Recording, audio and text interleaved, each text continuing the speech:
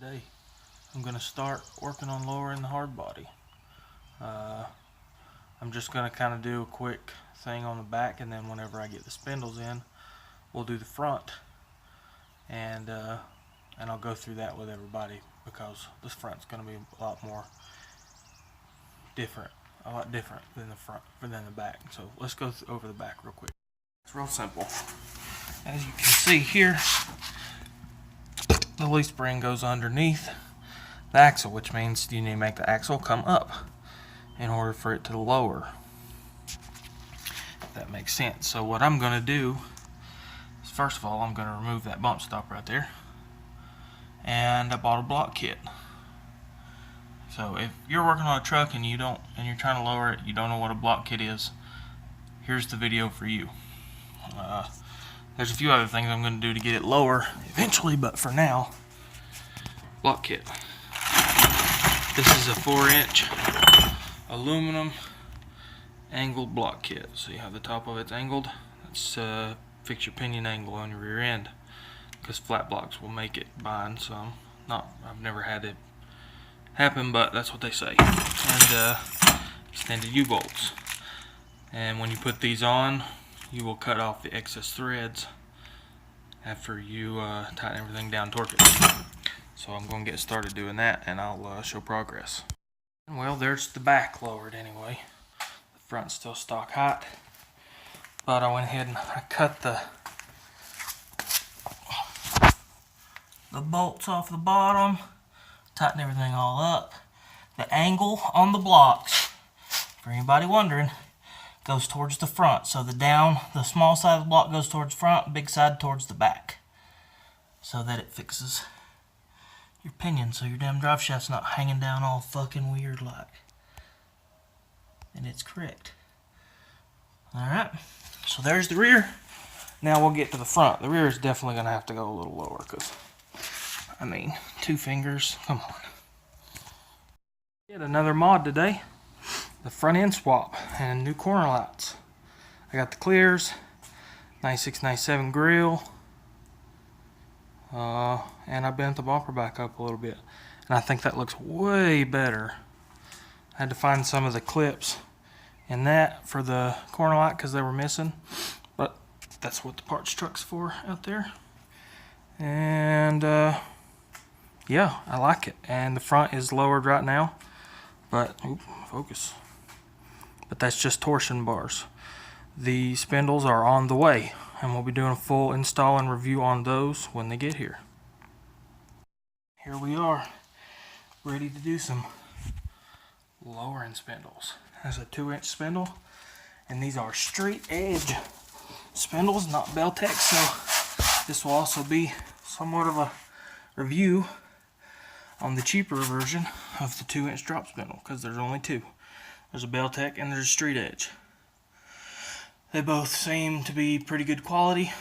I know the Beltex I've heard lots of things about. Straight edges I saw and found basically nothing. So I got those, and I'm going to review them.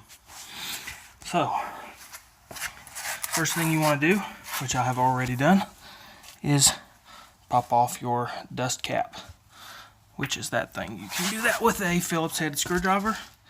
And next, actually, one thing you want to do is keep all your pieces kind of organized. So I'm going to set mine on that, and I need to pull the cotter pin, which is right there.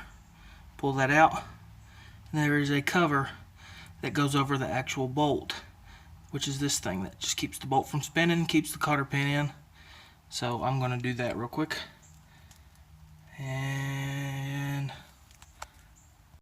I'm going to attempt to do this completely with one hand, but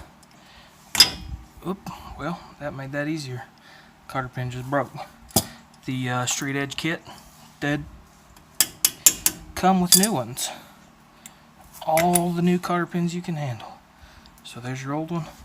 Throw that bitch away. You don't need that anymore.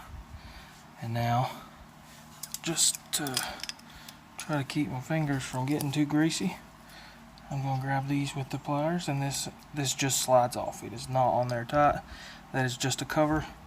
That is the bolt that you have to take out. As you see, I'm keeping my shit organized. Now, I got to take that bolt out. I'm not 100% sure what size that is, but I have been using this, I think. No, wrong size too. Pause. Unpause. This is a 27mm socket. You don't need a deep well, as far as I know. And there's probably a standard size that will fit it, and it shouldn't be tight at all. Just enough to keep the bearings in there. You don't want a lot of pressure on your wheel bearings. And that bolt will spin right off. That bolt there, it's not a very thick one, it's not a crown nut. Goes right there. Next, there's a washer right in there. I'm using a magnet. Washer comes right out. And that lays right there. And then that right there is your bearing set. I'm going to repack these with grease. I did the other side already. But I couldn't get them to come out with the magnet, so it'll just come off. Oh, nope, that one came out with the magnet. So there's your bearing set. And they're not dry, mine are good, but I'm going to repack them anyway. That way I don't have to later. Just like that. And then we'll take the rotor off, which is 2 bolts, one on the back, on the top, and one on the bottom, and then not the rotor, the caliper, and we'll just let it hang. And then this whole piece will just slide off. And I'm going to do that off camera because that's easy. It's 2 bolts. Same as if you were doing a brake job. So that's what it looks like now. Next, you're going to want to get this dust shield off because it goes on the new spindle. And there are 4. 1, 2, 3, 4 Phillips head screws that take this off. Okay.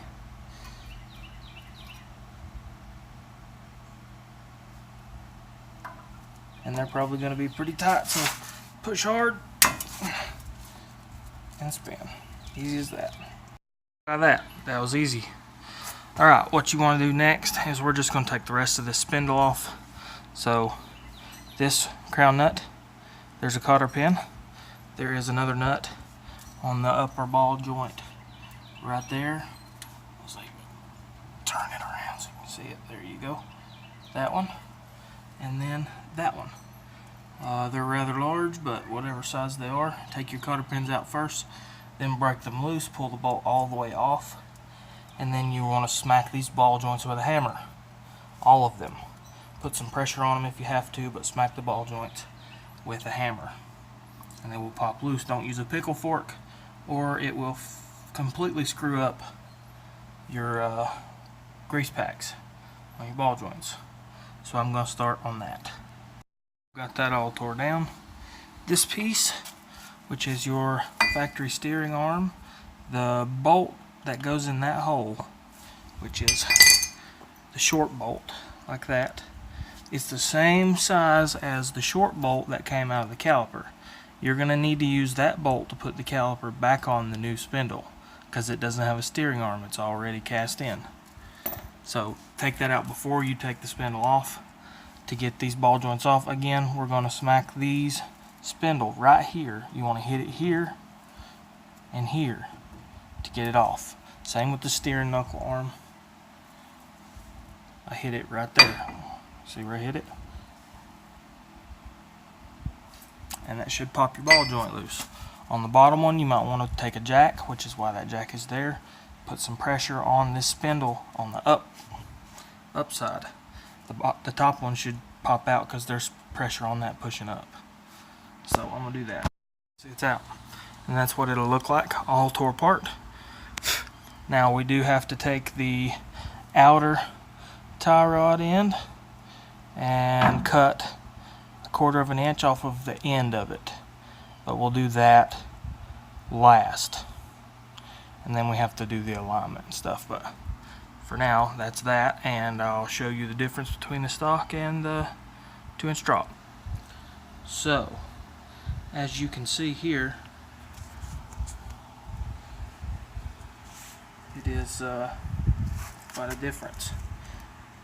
I've got them set pretty much where that's your lower, that's your lower, this is your upper, and that's your upper. So there's a big difference there. That's how much it lowers your truck, because it changes your center. Center of your wheel will be there instead of down there. So let's get that one put back on the truck. That's about how much I'm going to cut off at that end of the electrical tape. It's a little bit more than 1/4 of an inch, but not much, trust me.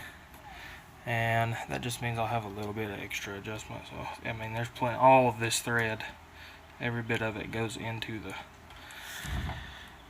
the middle link, so the sleeve, however you want to call it. So that's what I'm cutting off, and I'm gonna do that now. So that's it cut off, smoothed out. Now I'll put it back in there up to its original point, and we'll adjust the alignment after everything's back together, which it pretty much is, aside from this right here and putting the wheels on. That is back on. The nut that holds all the bearings in, don't torque it down a lot. You want to torque it down until there's some resistance on this rotor, and then back it off just a little bit, or 27 foot-pounds is what I found on the internet. Those 2 bolts, remember the short bolt from this piece and the other short bolt that came out of the caliper is what holds it on. This is the long bolt. It is no longer used. Okay, and make sure you put your cotter pins in, torque those bolts down. I also did a 4-wheel drive hard body shock swap while I was in here, because those were blown and they're a little longer. So yeah, that's pretty much it, and I'll post a review video later after I've drove on them for a little while and stuff. Also, if you've turned your torsion bars down like I have, mine are 20 full turns out, you're going to want to turn those back in, especially if you have wheels like mine, because they stick out, so they're going to smack the fender if I don't. Just a word of advice. And that's pretty much how to lower a hard body the correct way, in my opinion. Because if you do the 2-inch spindles and you want to go lower with torsions and stuff, you can. You're not limited to how far down the torsions go and bump stops and stuff, because that, it helps. So thanks for watching, everybody.